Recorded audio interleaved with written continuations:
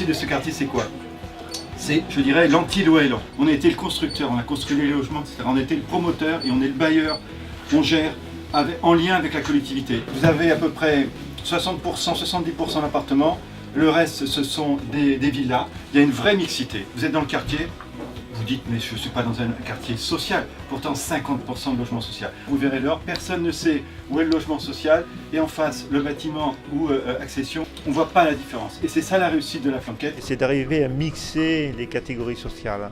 Arriver à avoir dans un même endroit à la fois des logements sociaux et des logements de propriétaires. Arriver à permettre à tous de se rencontrer. 5 milliards de rabotés sur les prestations familiales depuis 2012.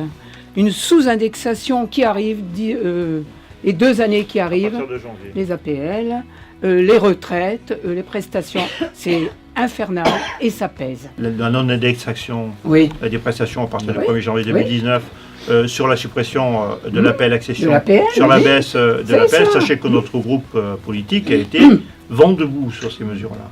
Et qu'on n'a pas été entendu, tous nos arguments ont été balayés d'un revers de main. Moi-même, j'ai fait des amendements très précis, notamment sur l'appel accession, parce que je sais ici combien l'appel accession a permis à des gens qui étaient dans le logement social de franchir une étape et de devenir propriétaires. Aujourd'hui, peut-être, ils sont obligés de faire la démarche inverse.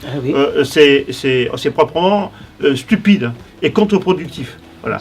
Et chose que je rencontre depuis 2 mois et qui me catastrophe, on fait les restes à vivre hors contraintes budgétaires, électricité, eau, etc., etc.